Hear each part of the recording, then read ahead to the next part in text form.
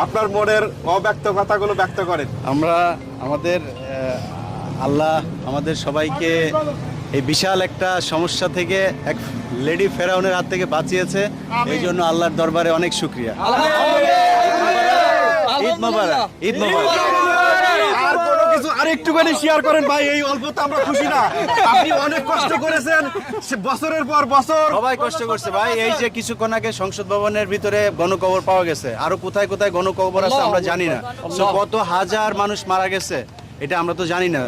অতএব আমাদের এখনো এই যে যেটা বলছেন যে কত মানুষের জীবনের বিনিময়ে স্বাধীনতাটা এসে আমরা জানি না, এখনো আমরা নিশ্চিত না।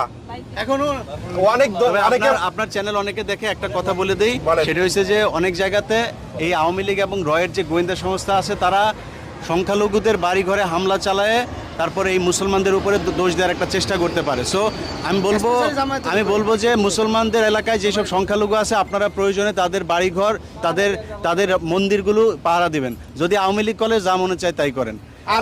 আরেকটা বিষয়, আমাদের কি এখনো রেমিটেন্স পাঠানোর সময় আসছে না আরো দেরি করতে হবে? না অবশ্যই না, এখন তো পাঠাইতে হবে, এখন তো আমাদের দেশ করতে হবে।